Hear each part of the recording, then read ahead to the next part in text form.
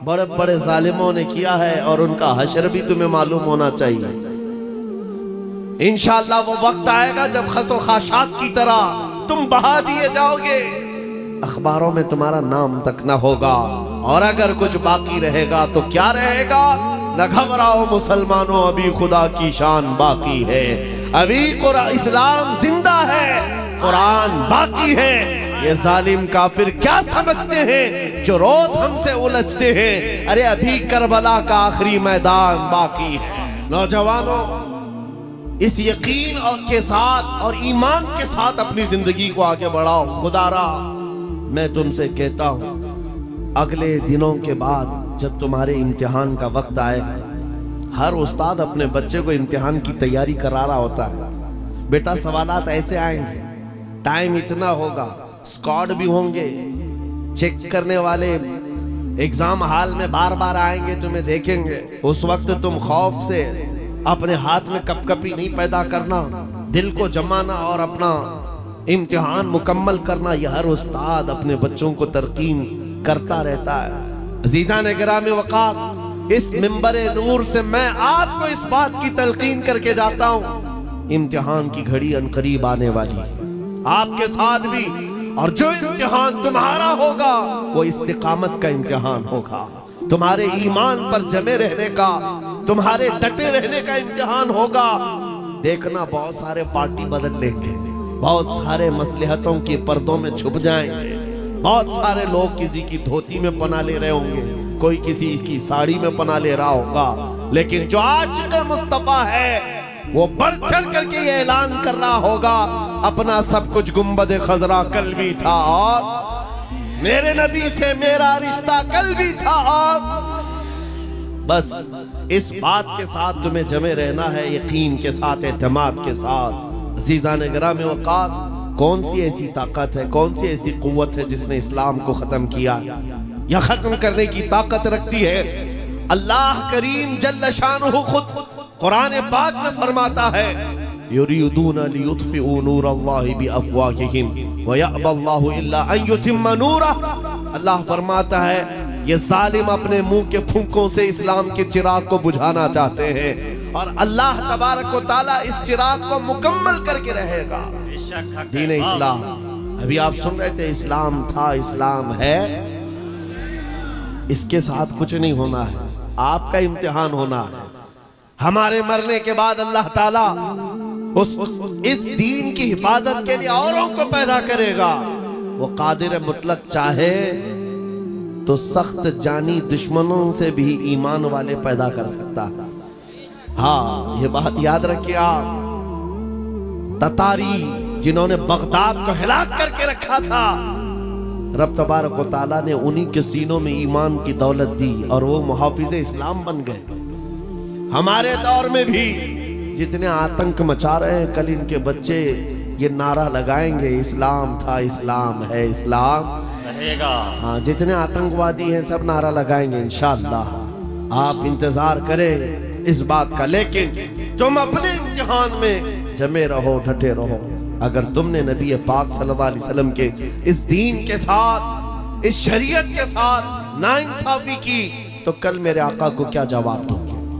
कल मैदान क़यामत में तुम्हें खड़े होना है, हुजूर पाक सल्लल्लाहु तआला अलैहि वसल्लम की बारगाह में जवाब देना है। अगर मेरे आका ने पूछ लिया कि जिस वक्त मेरी शरीयत पर हमले हो रहे थे, जिस वक्त मेरे दीन को कुत्ते नोचने की कोशिश कर रहे थे, ऐ नौजवान बता तू मेरी सुन्नतों के साथ कितना अमल कर रहा था? तुम क्या जवाब दोगे? आका, मैं आपकी दाढ़ियां निकाल करके गटर नालियों में फेंकता था, मैं यहूदियों और ईसाइयों के तरीकों पर चलता था। क्या तुम नबी पाक को यह जवाब दोगे? आका, रात भर में गाने सुन करके सोता था, सुबह फजर की नमाज कज़ा करता था, ये जवाब दोगे? क्या जवाब दोगे? आपके पास अगर जवाब नहीं देने की ताकत है तो आज ही बदल डालो, जिंदगी बदल डालो, आज इनकलाब ले आओ। देखना, मैं अक्सर ये बातें कहता हूं ना, मैं चाकू छुरी की बात करता हूं, ये तो शायर लोग तलवार उठाने की भी बात करते हैं। हाँ, ये कहते भी हैं समझौता नहीं होगा, तलवार उठ जाएगी। मैं तो तलवार की भी बात नहीं करता। अरे प्लास्टिक का ब्लेड भी रख लो तो कल को हमको ये आतंकवादी घोषित कर दे।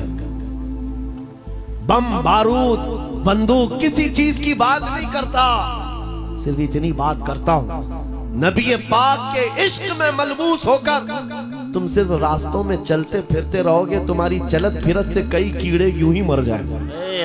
हक है, वाह वाह, बहुत हुजूर पाक की सुन्नतों में वो दम है, वो असर है, तुम्हारी चलत फिरत से कई कीड़े फना हो जाए। बात सिर्फ इतनी है, दीवार क्या गिरी मेरे खस्ता मकान की, लोगों ने आने जाने का रास्ता बना लिया।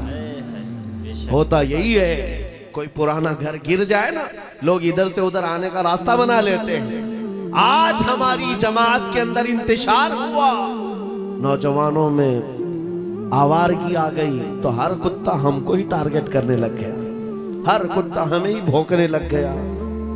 मेरे अजीजों, शिद्दत से आज उस सलाहुद्दीन अय्यूबी की बात याद आती है। क्या आपको पता है उनका दौर ऐसा है कि यहूदी माएँ, ईसाई माएँ अपने बच्चों को थपकियां देकर सुलाती थी, कहती बेटा सो जा नहीं तो सलाहुद्दीन आ जाएगा। हालांकि जुल्म से कोई तख्त नहीं बिछाया था, सुन्नते मुस्तफा का रौब ऐसा कायम था, हुजूर के इश्क का रौब कायम था, जिसकी वजह से पूरी दुनिया में उनकी तूती बोलती थी। आज करोड़ों की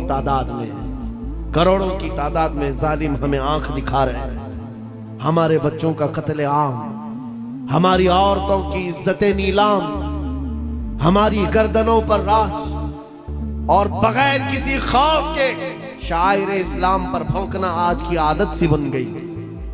नौजवानों, तुम्हारे अंदर अगर ज़मीर बेदार है, गैरत मौजूद है, तो अपने आप को बदल डालो। जवाब देने का एक वक्त आएगा, इंशाअल्लाह वक्त आएगा जवाब देने का, लेकिन पहले मैं आपसे सिर्फ इतनी इल्तिमास करता हूं कि अपने आप को बदल लो। कल को हमारे पास फख्र होगा, फख्र के साथ किसी मैदान में उतरेंगे, वो तुम्हारे होलियों को ऊपर से नीचे देखते रहे और पूछते रहे ये कौन सी मखलूक है, ये कहां से आई हुई जमात है, तो हम सीना तान करके कहेंगे ये मोहम्मद अरबी के शेरों की जमात है।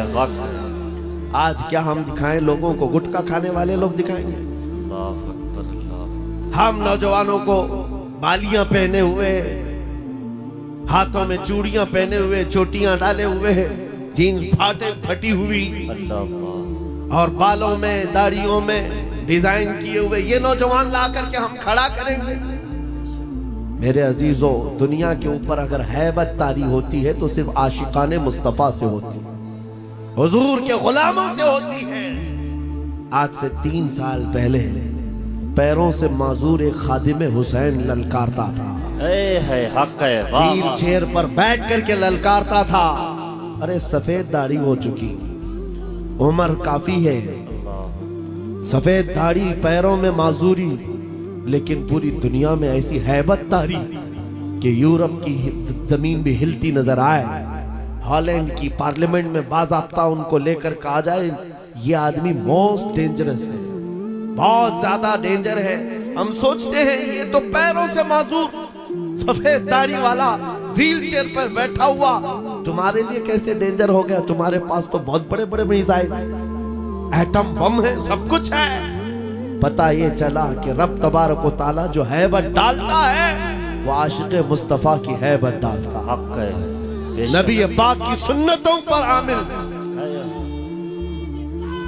या रसूल अल्लाह, या रसूल अल्लाह।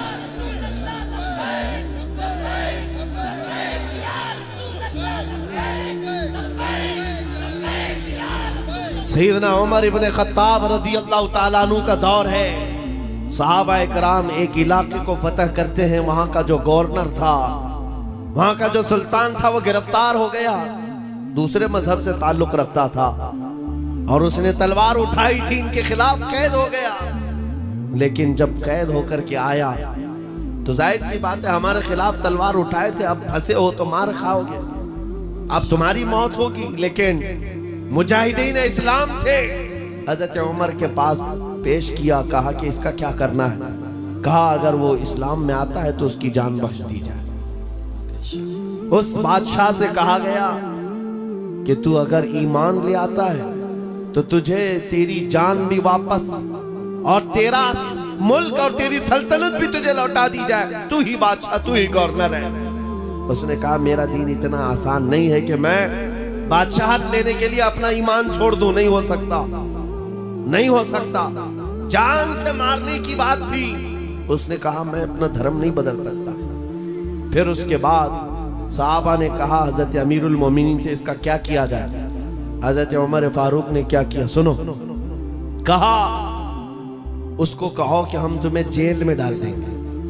उस बादशाह से कहा गया तो उसने कहा मंजूर है मुझे जेल, लेकिन मैं अपना धर्म नहीं बदल सकता, दीन नहीं बदलूंगा। हजरत उमर ने कहा जेल में डाल दो, और 10 सहाबा को भी उसके साथ जेल में डाल दिया। इनका कोई कसूर नहीं था। 10 सहाबा जवान थे, नौजवानों तवज्जो से सुनो, उस कट्टर दिल बादशाह के साथ जेल में डाल दिया। वो नौजवान सहाबा जेल में थे। उनके वक्त, उनके औकात की पाबंदी, सुबह दोपहर शाम वो अपनी नमाजों के पाबंद, कुरान की तिलावत, नबी पाक सल्लल्लाहु अलैहि वसल्लम की मोहब्बतों वाली सुन्नतें। 8 दिन नहीं गुजरे थे। वो बादशाह इन नौजवानों को बार बार देखता था। पलट करके उसने कहा तुम्हारे अमीरुल मोमिनीन से मुझे मिलना है। पैगाम पहुंचाया गया हजरत उमर के पास। कहा लाओ उसको। पेश किया गया बादशाह को जेल के बाहर ला करके हजरत उमर के पास। कहा क्या कहना चाहते हो? कहा ईमान लाना चाहता हूं,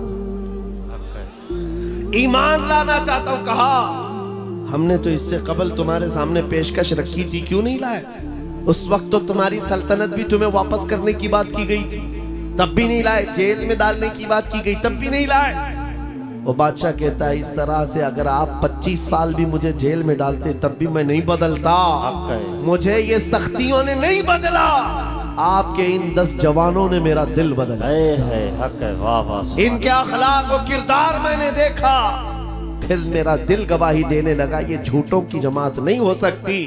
और मैंने इनकी सुबह देखी, इनकी शामें देखी, इनका उठना बैठना, इनके नमाज, इनकी इबादतें, इनका गिड़गिड़ाना, ये सब देख करके जवानों में मेरा दिल पसीज गया। और फिर दिल ने पुकार करके कहा गुलामों का जब यह हाल है तो फिर आका का हाल क्या है? गिरामी वक़ार, बदल सकते हो आज भी बदल सकते हो कि अगर तुम्हारे अखलाक, तुम्हारा ईमान मजबूत हो जाए, पत्थर दिलों को भी बदल सकते हो।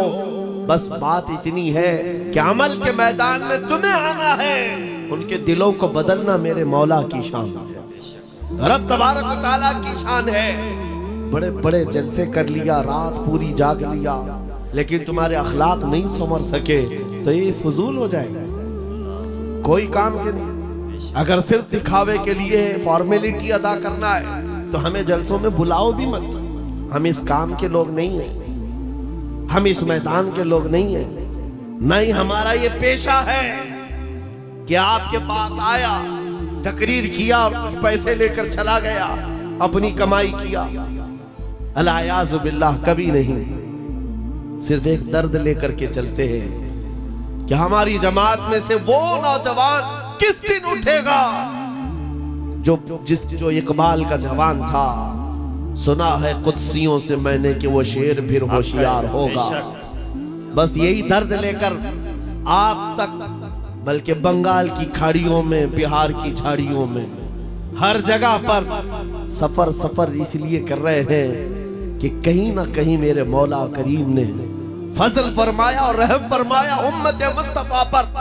हमारा जवान बेदार हो जाएगा, इन गानों को ये लात मारेगा, ये सारे मुजरे करने वाले अखलाक को ठोकर मारेगा और खड़ा होकर दुनिया को बताएगा मेरे नबी से मुझे इतना प्यार है कि तुम अगर नंगे रहने पर फख्र कर सकते हो तो मैं मेरे मुस्तफ़ा की सुन्नतों पर फख्र करूंगा। अगर तुम्हें चोटी रखने पर शर्म नहीं आती तो मुझे दाढ़ी रखने में क्यों शर्म आए? हकीकत बोल रहा हूं या नहीं?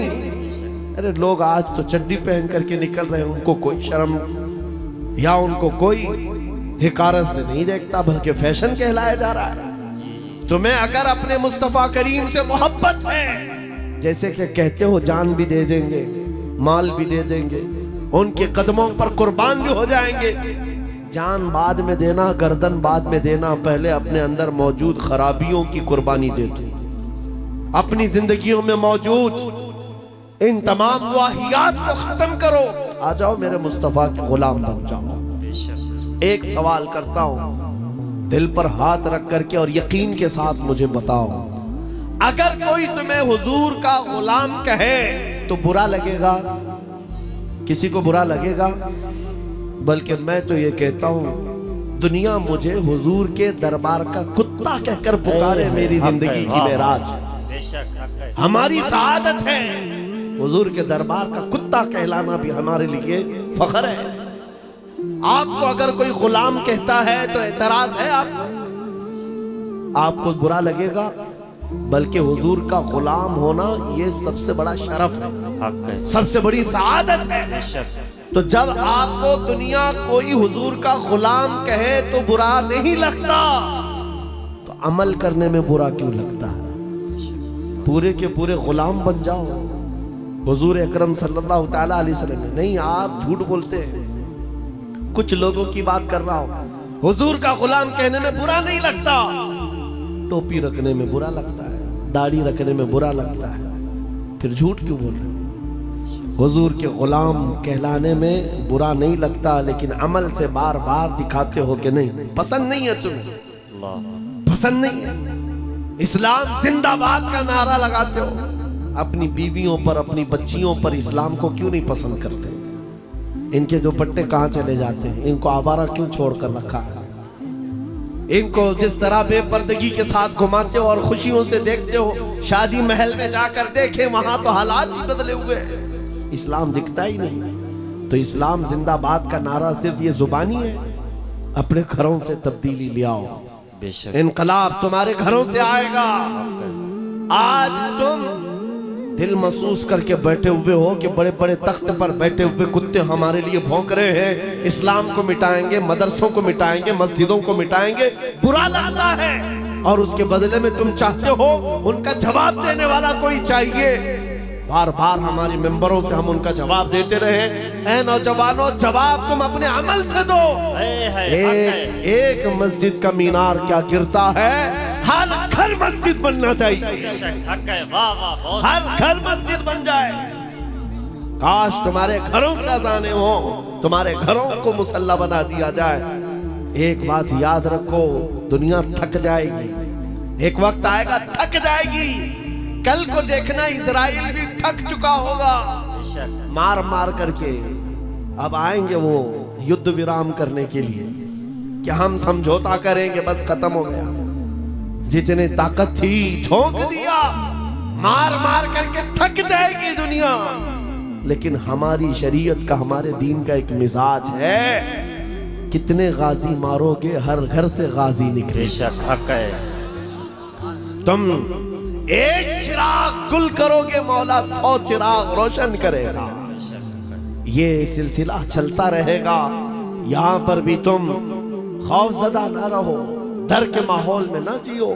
बस मैं तुम्हें ये बात कहने के लिए आया हूं, अगर नबी के गुलाम हो तो पूरी गुलामी करो, पूरी गुलामी करो, फख्र के साथ करो, अपनी दाढ़ियों के साथ, अपने शनाख्त के साथ, अपनी आइडेंटिटी के साथ। आपको क्या लगता है कि कोई हमें नौकरी से निकाल देगा, कोई हमें रिस्क नहीं देगा? माज़अल्लाह, रज़्ज़ाक़ ये लोग नहीं, रज़्ज़ाक़ मेरा रब है, अल्लाह मेरा रज़्ज़ाक़ है।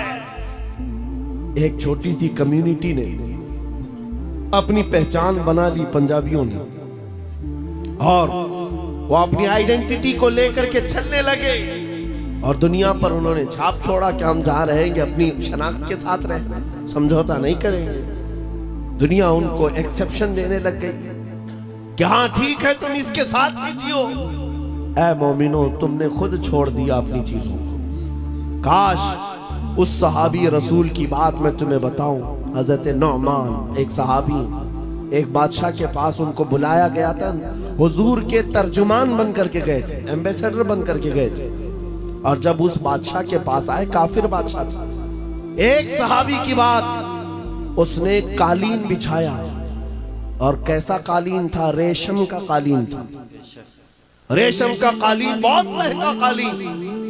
और जो कुर्सी बिछाया वो सोने की कलाई की हुई कुर्सी थी। जब सहाबी रसूल वहां पहुंचे, देखा रेशम का कालीन है, अपनी तलवार से फाड़ दिया, कहा उठाओ इसको, जमीन पर चलूंगा।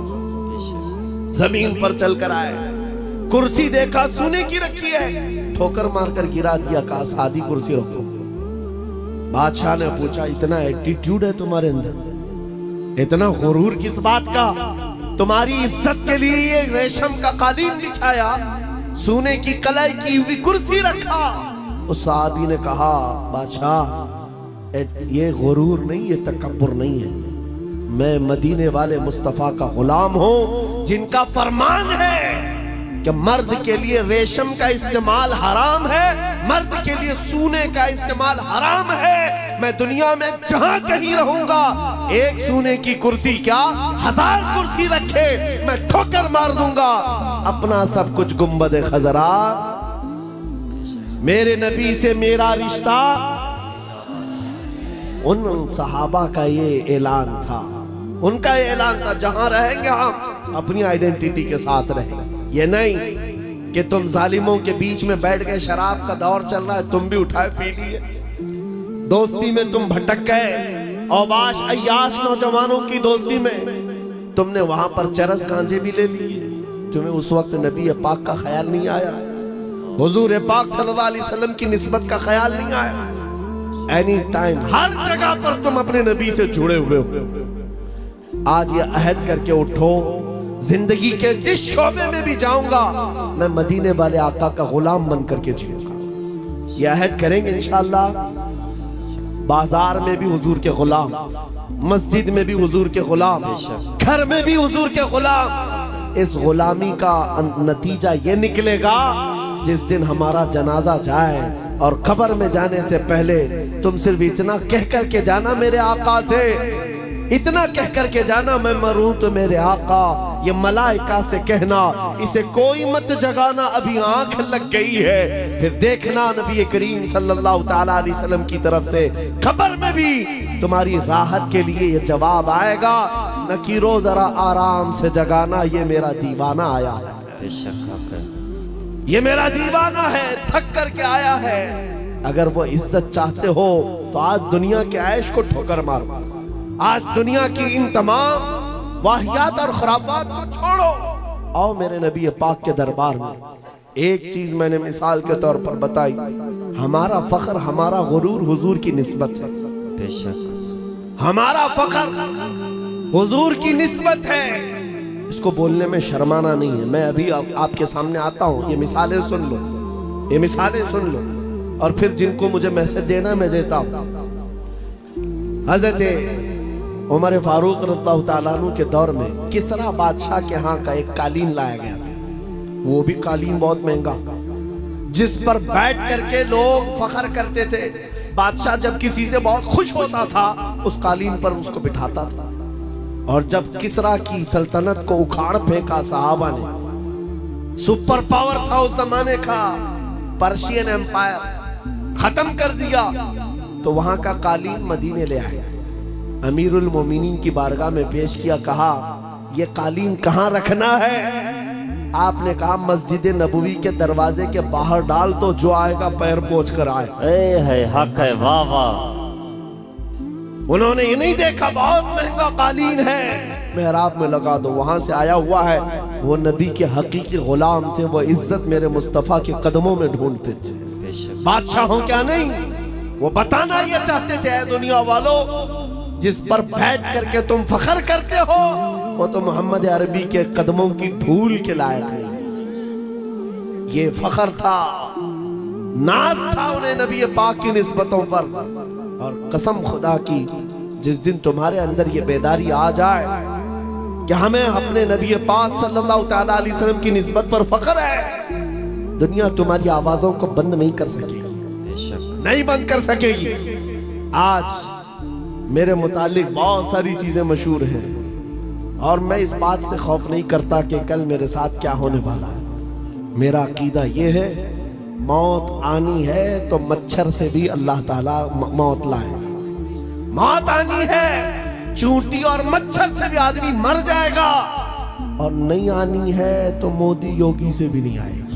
है हक है वाह वाह। नारे तकबीर, नारे रिसालत, जश्न गौसुल वरा, खलीफे हुजूर ताजुल शरिया, खलीफे हुजूर गयासे मिल्लत, नारे तकबीर, नारे रिसालत। ये मिजाज लेकर के चलो, हमारे पास जो दौलत है वो हुजूर पाक की निस्बत है, नबी पाक सल्लल्लाहु अलैहि वसल्लम की मोहब्बत है, लाजवाब दौलत है जो हमें बेखौफ बनाती है, जो हमें निडर बनाती है। लोगों के दरमियान ही नहीं, पूरी दुनिया के दरमियान तन्हा रह करके भी नबी पाक का गुलाम अपने आप को महफूज समझता है। वजह क्या है? जिस दिन मौत आएगी अपनी ही चादर ओढ़कर सो जाए, इसलिए कि दुनिया कितने दिन की है। हमारा तो ये अकीदा है, एक न एक दिन दुनिया से जाना है और कब्र में पहुंचना है, लेकिन असल जिंदगी तो आंखें बंद होने के बाद शुरू होनी, देखनी है हश्र में इज्जत रसूलुल्लाह। हक है वाह वाह। जब उस दिन मैदान महशर में जमा होंगे, सारे कीड़े मकोड़े भी लाए जाएंगे, अपने वक्त के जबाबरा, तागूत, ताकत, सारे फिरौनी मिजाज के बादशाह भी लाए जाएंगे और खड़े होंगे। उस वक्त की बात होगी मेरे अजीजों, फिर हर कोई हुजूर पाक सल्लल्लाहु अलैहि वसल्लम की तरफ टकटकी बांध कर देख रहा होगा। हर कोई ये सोच रहा होगा, ये लब हिला दे मेरी बख्शिश हो जाए, ये लब हिला दे मेरी बख्शिश हो जाए, मेरी मगफिरत हो जाए, मुझे माफ कर दिया जाएगा। लेकिन मेरे अजीजों, उस दिन के आने से पहले जब तागूती ताकतों को वहां रगड़ा जा रहा होगा, रब का हुक्म होगा, लिमनिल मुल्कुल यौम, आज की बादशाहत किसकी है? लिल्लाहिल वाहिदिल कहार, एक कहर करने वाले खुदा की है। रब तबारक व तआला कहार होगा और उसका हबीब उस दिन रहमतुल लिल आलमीन पर होगा। मेरे आका का उस दिन शफाअत का दिन होगा। लेकिन आपको मैं बताऊं, ये बातें इसलिए कह रहा हूं, आज ले उनकी पनाह, आज मदद मांग उनसे, कल न मानेंगे कयामत में अगर मान गया। उस दिन बहुत सारे मानने को बैठे होंगे, बहुत सारे, ये जितने भौंक रहे हैं ये भी सोच रहे होंगे आज इनकी बात कर ले, कल न मानेंगे फिर कयामत में अगर मान गए। आज तुम्हारे पास वक्त है उस नबी की अजमतों को तस्लीम कर, आज उस नबी पाक सल्लल्लाहु अलैहि वसल्लम की सच्चाइयों को एक्सेप्ट करो। कल कयामत का दिन बड़ा भयानक भी है, सख्त भी है, और उस वक्त सवा नेज़े पर सूरज हो और लोगों का पसीना उनकी गर्दनों, उनकी कमरों तक आया हुआ हो, भेजा पक पक करके कानों से बाहर आ रहा हो, उस वक्त, उस दिन मेरे आका फरमाते हैं, कयामत के मैदान में मेरी हालत ये होगी, मेरे एक कंधे पर चादर पड़ी होगी। हुजूर फरमाते हैं, ये चादर खसक खसक कर कभी गिर रही होगी, मैं एक हाथ से अपनी चादर संभाल रहा होऊंगा, दूसरे हाथ से अपने उम्मतियों को पकड़ पकड़ कर जन्नत में ले जा रहा होगा। उस दिन मेरे आका की रहमतुल लिल आलमीन होगी और वो तुम्हारे लिए है। आप नौजवानों सुनो, हुजूर पाक से एक सहाबी ने पूछा, आका मैदान महशर में बड़ा जम्मे गफीर होगा, आप कैसे पहचानेंगे? बहुत सारे, उसमें मूसा अलैहिस्सलाम की उम्मत भी, ईसा अलैहिस्सलाम की उम्मत भी, इब्राहिम अलैहिस्सलाम की उम्मत भी, इस्माइल अलैहिस्सलाम की उम्मत भी, सारे नबियों की उम्मतें हैं। मेरे आका क्या फरमाते हैं, सुनो, तुम्हारे वजू के आज़ा, वजू करते हो कि नहीं करते हो? वजू करते हो?